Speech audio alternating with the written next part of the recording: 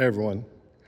So today we are in the new shop, and please don't look past the tractor because it's a disaster in most places. Got a lot of cool toys in here, and I got a lot of junk in here as well. But I really needed to film this film. Do you call it film when it's a camera? I don't know. Shoot this video, I'll say that. And what it is, so you know, in case you didn't read the title, and I honestly don't even know what the title is going to be at this point, but it's going to be the power comparison apparatus baseline for the 3025E, which you can't tell that it's a 3025E unless you look at the panels over there on the ground. Now, historically, when I've done videos, and you can probably go back and make a montage of me saying, I'm gonna make this short, or I'm gonna try to make it short. I'm no longer doing that. I am terrible at it, and I'm over it. Now that said, you guys aren't gonna watch an hour of me chatting about a tractor, most likely. I've made one that's, I don't know, I might have one that's an hour that's install video, and I've made one that's close. I know the turbo install is like 45 minutes for the 1 series at least. And the reason those are long is because there are technical details I need to show you, and most people are okay watching something or making reference to it for that amount of time. Now, I'll never be a YouTube creator.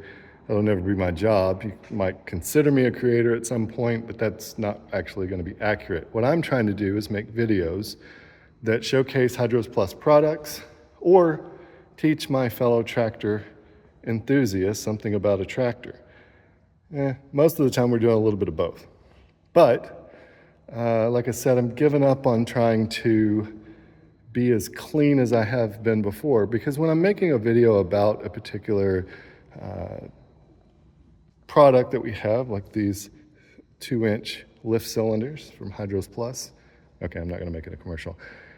I need to be precisely right for the most part, because you're relying on that to give you the information that's going to tell you whether or not that's something you're interested in, and whether it's, you know, worth you spending your hard-earned money on. Now, of course, everybody wants to be precisely right, but sometimes you misspeak. And when you misspeak, if you're a YouTube creator, you can come back on the next episode, or you can pin a comment. People are accustomed to kind of seeing and having an interaction with you. You know, for me, that's not really the case. And so I end up filming things that you would think are so simple, like an embarrassing number of times, because I'll say something, I'll be like, well, that's not exactly right. So I'll say it a different way. And then sometimes I get going for so long, kind of like I'm doing right now, that I've forgotten what I've said in the time. Not forgotten what I've said exactly, but whether or not it was something I said in a previous cut, and then now I'm saying it again. So anyway, and honestly, I don't want to edit these videos too heavily. People are good at that.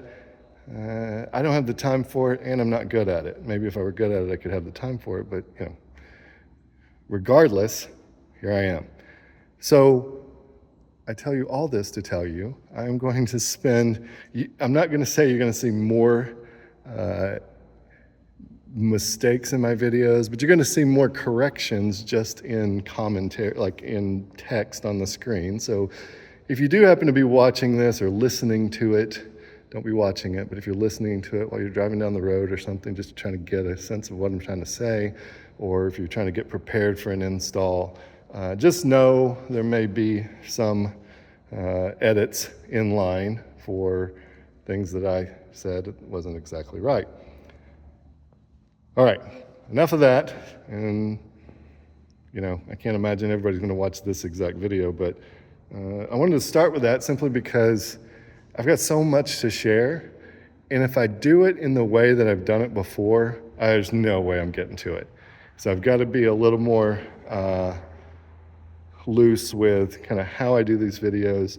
You're going to see more mistakes and oopses, which is totally fine. I'm not worried about that. It's just I'm worried about if I make a mistake and it misleads you to buying something that isn't really a good fit for you, or if it misleads you on some type of install. So I obviously don't want to do that, but I also cannot dedicate the time to be 100% precisely right in every situation. So that said, here we are with our 3025E.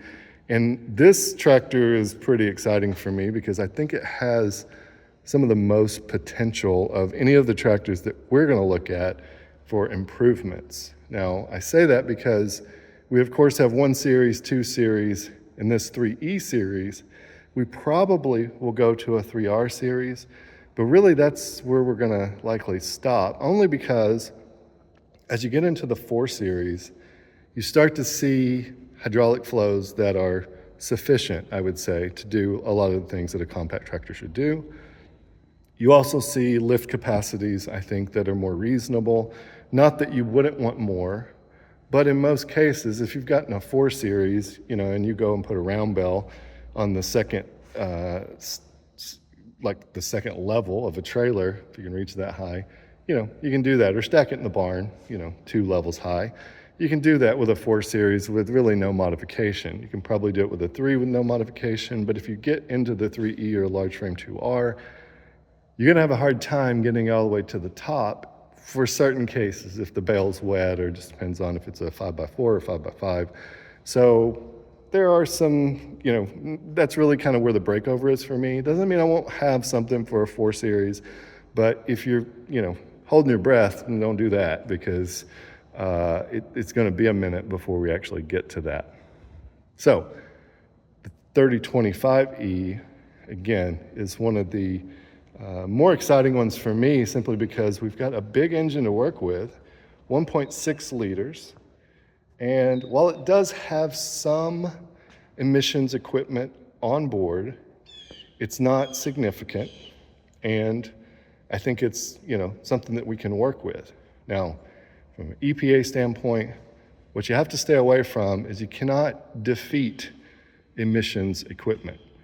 Now, it says nothing about adding power, actually.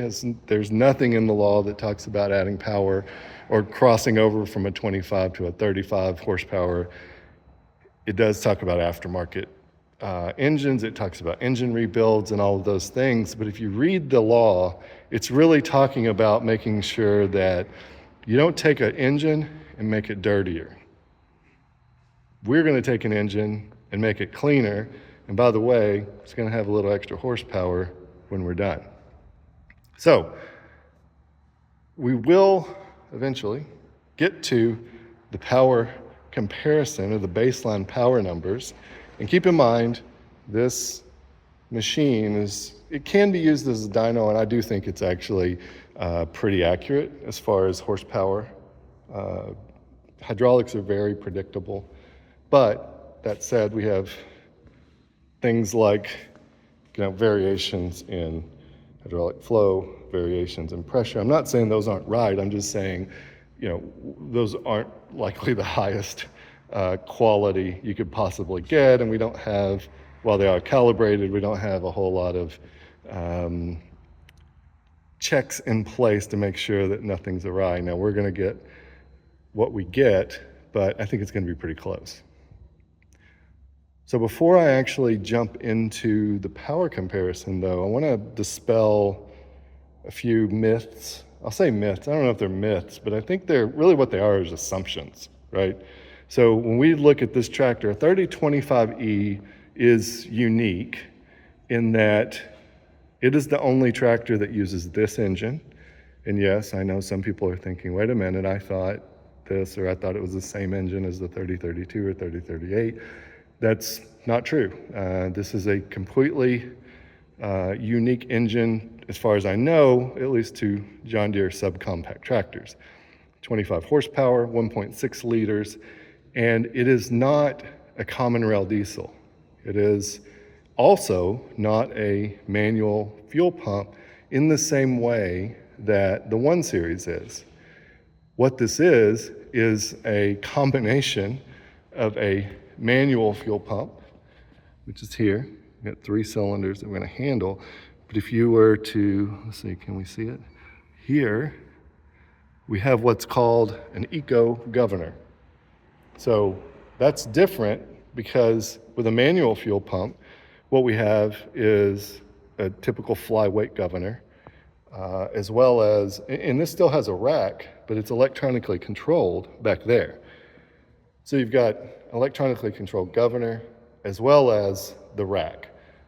With a 1 series, you've got mechanically controlled rack, and when we change the fuel screw, you change the fuel screw on any of the older machines, what you're doing is you're increasing the travel that the rack can have, but you're not necessarily increasing any fuel consumption at the lower RPMs. It's really when it reaches those max extents, that's when you'll see additional fuel consumption. You'll also see additional power.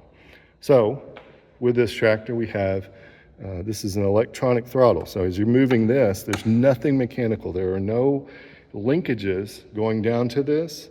What you are doing is sending an electrical signal. This is a 5-volt. It's probably a Hall effect. We'll call it a potentiometer, but it's basically it's something that has a variable signal that sends this into the ECU. This is the ECU for the engine. Pretty simple because it doesn't control a whole lot, with the exception of the governor as well as the throttle. Now, I'm going to do a separate video, which you can find other videos on YouTube if you're interested and you want to go look now. But with tractors, this isn't like a car, right? So with a car, you give it throttle and it goes to that throttle level. And that's why if you floor a car, it will scream at you. But we put the tractor to wide open throttle and it just runs up to 2,500 RPMs. But if we need it, because it's a governed system, then it's going to allow more power to it. On a car, if you go to 3/4 throttle, it's going to bog down, but that's all it's getting. So it's completely different. This is, tractors are going to be like lawnmowers and not like cars. But we've got electronically controlled throttle, sends information to the ECU. The ECU is going to take information there with this eco governor that's back here. We've got feed sensors and, typical electronics you would see on a vehicle to help it understand like what's happening, right? What are the RPMs? What's the rack position? And then by knowing where the throttle is, what the RPMs are, what the rack position is, it can decide how much fuel to give to the tractor for that application. And, in some cases it may end up being not enough and it kills the tractor. But Yanmar calls that an eco electronic governor, which again, the governor and the fuel or throttle can't really be separated. And when I make another video about that, or if you go look at on YouTube, that'll make more sense. But once we decide how much fuel that you can send at any given time, then this works exactly the same as on the 1 series. You have plungers, there's a helical cut. Based on the position of the plunger is how much effective stroke you have, and that ends up going into the injector that's over there and firing ultimately an engine. Now, this is a direct injected engine. With the 1 series, we're talking about an indirect injected engine, and that's why they sound a little bit different. But also, if you had, the reason, I won't go too deep into it, but the reason for indirect injection has to do with the knock that you hear on a diesel engine. If you go from a mechanical fuel pump and you don't have the kind of electronic control here, you can end up with a lot of knocking sound. That doesn't hurt anything, but it's something they designed years ago because it was so loud. Now, this one is a hybrid of what we see in the 1 series, which is indirect injected, fully mechanical. This is direct injected, partially electronic, partially mechanical from a fuel delivery point of view. And if we go to the 2R and the 3E that are 3032 and 3038 or 2032 and 2038, then we end up with a common rail diesel. Actually, let me go out there and show that to you. All right, let me see if I can show this. It's kind of tough to see. So all of this on this engine, so this is a turbocharger. Can you see through there, the turbocharger? And this is the EGR stuff. So that's kind of where the mechanical fuel pump traditionally is on a Yanmar engine. And so the difference is we have fuel supply, and this is where with a common rail, rather than each individual cylinder having its own plunger that's producing the high pressure at the time of injection, it's actually doing it in the mechanical fuel pump, and then it ultimately sprays in the injector, and the injector is just a nozzle. With this, we've got common, can be, I don't actually know what it is on this, but maybe it's 20,000 PSI, and it's all the time going to, can we see it? There's an injector there. Just look at that one there and just know there are 3 of those in there. There's the other. Let me see if I can get my hand in here. Pointing to the orange thing back there. Now that injector is electronically controlled, and the ECU, which is in the same place but a little more complex on this engine, it actually tells it how much fuel to meter every time, but it doesn't need to produce the pressure. The pressure is already produced on the common rail, and then each one of these injectors can just meter the fuel based on what the ECU tells them to do. And with common rail, because it's electronically controlled, what you can do is you can actually have, pre-spray, and you can time it in a much more precise way. With any of the mechanical, whether it's the one on the 3025 or it's one on the 1 series, basically as the plunger goes up, as soon as it reaches the top, the full stroke, everything goes out into the injector nozzle and into the combustion chamber. So whole lot more control with something like this. And if you want more fuel, you need to change the tables in the ECU, because that's directly what's telling it how much fuel to meter on each individual. You could technically put different amounts of fuel in each cylinder with something like this. With even the mechanical of the 3025, you cannot do that. All it can do is tell the fuel pump, which this one doesn't have, I'm pointing like it would be there, it can tell it how much fuel that you can allow based on the rack position. But at that point, it takes over, the plungers take over and they do their thing. So quite a bit of difference between this engine and the 3025. But not only is it the fact that this is a common rail and the 3025 is a eco mechanical fuel injection, but this one has a bore of 86 millimeters, where the 3025 has a bore of 88. So the bore and stroke are completely different. They're both 1.6 liter engines, and that's where some of the assumptions, and you know what that word means, but that's where some of that comes from, is because you go and you look on the website and you say, if you just look and say 1.6 liter, 1.6 liter, 1.6 liter, hey, they all have the same engine, so could we turn the 3025 into a 3038? Technically, yes, from a power point of view, but it would be completely different approach that we do that, because this has common rail, the other one has mechanical. Okay, back at the 3025. So one last thing I want to bring up in regards to this engine that does make it a bit different, and it is this EGR valve. So what does an EGR valve do? For years, we only had these on cars, but it's exhaust gas recirculation. And as you can see here, right into the manifold, it taps, and it can go up to this valve here, which is normally closed, so the valve would be closed. And then this basically moves in and out to add some of the exhaust gas back into the intake, which is what this is here, and put it back into the engine. Why would we do that? Well, from an emissions point of view, there's 2 things we care about. No, there's 2 things that the EPA cares about. Particulate matter, which is soot, comes out the exhaust here, and NOx emissions. NOx is either NO or NO2, and it's nitric oxides And the reason you care, and I know it's easy to say, like, they don't need to control the engine and we shouldn't do something like this, but the reason you care about that is because soot by itself is soot, right? It's carbon. We burn wood. We see carbon everywhere. We're carbon-based life forms.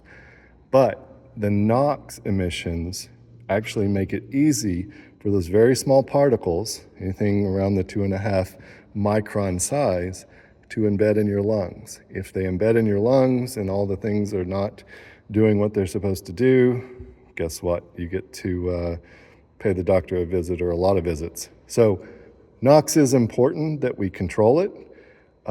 Less is better, of course. And what this does, now NOx is not created through the engine in the way that you might think. Another assumption you might have, it was one I had. You burn the diesel, and part of the byproducts of the diesel is NOx emissions, right? Soot, NOx emissions. That's not what happens. What happens is when the combustion, I'm pointing over here into the piston area, when the combustion temperatures are so high, and don't think of exhaust gas necessarily high temperatures like the EGR pyrometer reading, but just at the point of combustion, when those temperatures are super high, what that does is it reacts with air that's everywhere, the air we breathe, 78% nitrogen, and it creates nitric oxide. So you cannot get rid of, you can't make diesel cleaner, low sulfur, whatever. Now, sulfur is another thing that they care about, but there's nothing that we can do within the engine as far as the inputs of the engine, diesel, air, whatever, to change that, with the exception of we can make it burn cooler. When you add exhaust gas, that already has the oxygen depleted out of it, so when it goes back into the intake and into the combustion chamber, it's not going to burn as hot. So it's exactly why you have an EGR valve, and EGR valves are part of the delete process when people talk about deleting diesel engines. The other part of the delete process, which we aren't doing either one of those, but if you were to delete an engine like this, would be a DPF. Ours is adding a DPF, and I realize not everybody's going to agree with me on that. Totally fine, not going to hurt my feelings, but that is part of the solution that we provide. Is we're going to create more power and a cleaner burning engine. That includes a DPF. Now, a DPF is treated with precious metals that are catalyst for the air that's coming through the exhaust. Not only does a DPF catch soot, those precious metal catalysts like platinum, rhodium, and can't remember the other one, they react with the nitric oxide and lower those emissions. So ultimately, you end up with a much cleaner engine and you'll have more horsepower. So that's enough education probably for one day. Hopefully you learned something, which is this is a mechanically injected engine. It is an electronically controlled, mechanically injected engine. It, of course, has an EGR valve. I don't think anybody who's seen this tractor probably did not know that. But what you might not have known is it is a completely different engine block head components from the 3032 and the 3038, which is the same as the 2032 and the 2038. And if anybody is wondering about the 2025, that shares an engine with the 1 Series. It is identical to the 1 Series, so no changes from an engine perspective on that particular tractor. But obviously the 2025 and the 3025 are drastically different machines. All right. I think, actually, let me get things warmed. I did warm everything up. Let me re-warm things up, and then we'll do the power comparison test, at least the baseline version of it, see what we get, and we'll go from there. Got everything warmed up, or made sure it was warmed up. We've got a little bit of temp in the engine here. Let's see here. Yep. I mean, it's not like it's running super hot, but all I really care about, to be honest with you, is that the temperature in this is sufficient so that we're not running some really cold viscous fluid, and then obviously the tractor is all stretched out and ready to run its fastest 100-meter here. One thing that I didn't really think about before, and I mentioned this as electronic throttle, you're not going to be able to, the engine is controlled with this electronic governor. You can't change the idle on this one, nor can you change the top RPM. So you're going to see on this particular tractor that we actually can't get up to 540 RPMs on the PTO. I don't know why. Now, I say we can't get to 540 RPMs. According to the tractor's electronics, it says we get to 530. Maybe we're at 539 because I think it does it in tens. But it doesn't say 540. So, and it does show just above 2,500 RPMs. That should be the PTO. Actually, I never noticed this before, but it doesn't have the PTO symbol on, where you should run it. So that's a little different because I do think the 2038 has it, as I know the 1 Series has it. But 2,500 RPMs is where this engine is rated. That's really where it should put most of its power or output should be there.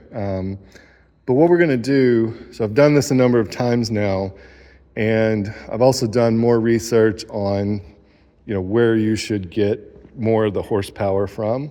And because we're doing our calculations based on pressure and flow, which is kind of like power and speed there, we can do it at whatever RPM we want to do it at. We'll do it at 2,500 or what will it do right at 25? But you're really not going to have the engine give you its full power or fuel capacity until the governor has opened itself up. And that's why in some of the previous videos you would see that if we were just trying to get what the horsepower rating at the wide open throttle, we really weren't seeing it, because as soon as you started to pull it down and it would slow the PTO down, then it's going to add fuel back and ultimately make more power. So I'll do it a couple different ways here, but we're going to see the biggest power from this likely whenever we pull it down to where the tractor, you can really hear the tractor lugging. So here we go.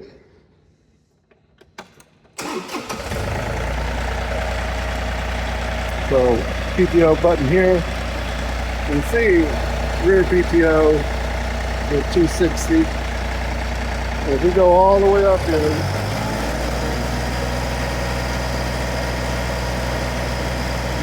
can see 530 there. We turn the PTO off, 2,500 RPM, that's all we can get out of this tractor. I don't really know why it's doing it. The 3038 doesn't do it that way exactly, but that's what this one's doing. I'm going to kick this in.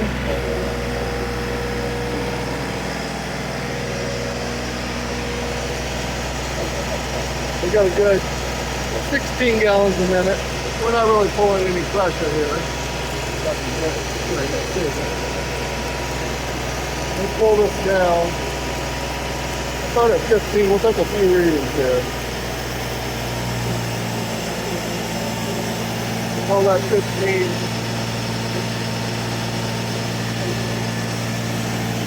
Make sure I'm right on it here.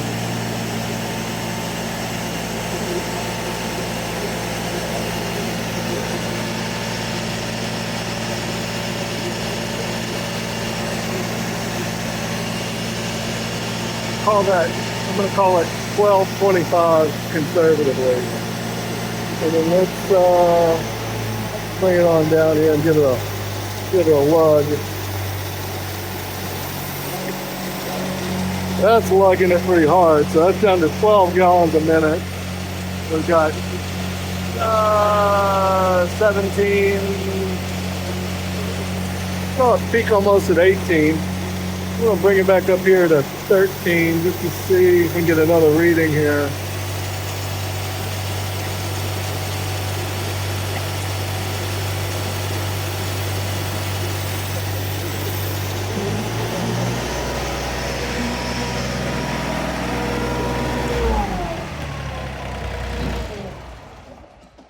I'm about to pause and do some math.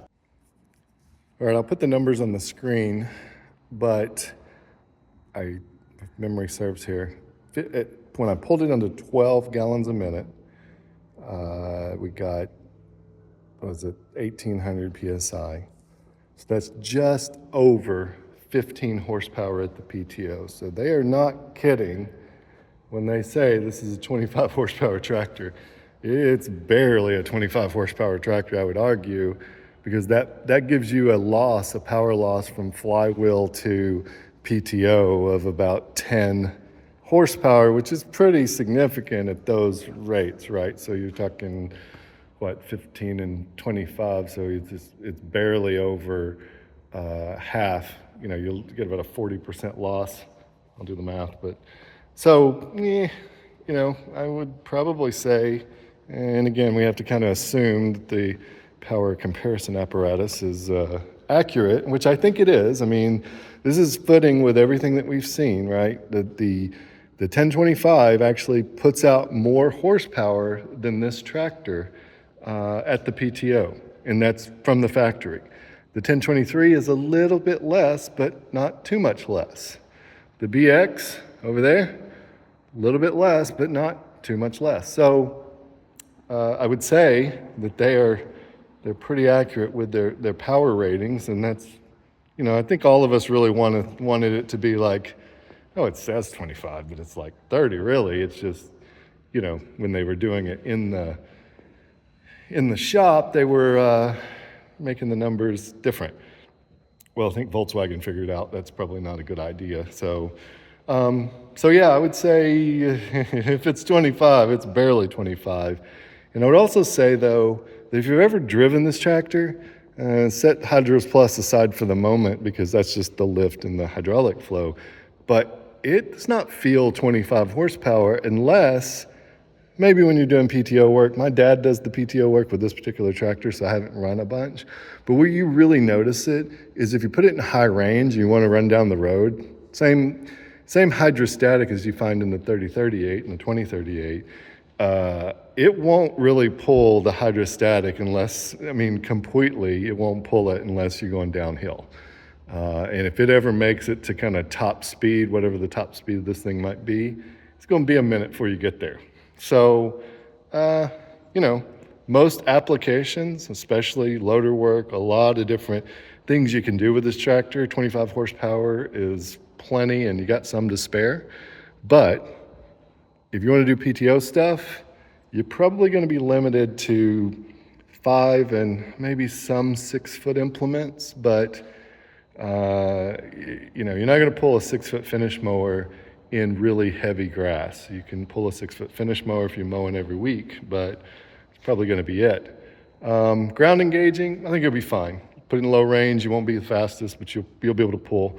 And the tractor, frame-wise, is pretty good size. So still, I hope to turn this tractor into the best 3E series tractor you can buy, simply because when we get done with it, it's going to be cleaner, it's going to be more powerful, it's going to be more economical from a cost point of view than any of the other models that are available in the 3E line. So we'll see if we can do that. But this was the baseline. Like I said, 15 horsepower, and that's really pushing it. Soon to come, we'll have a different view of this engine bay.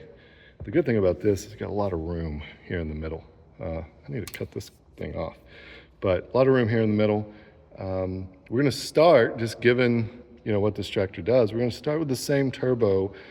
The turbo that we're running is going to be very similar in size to the 2038 anyhow.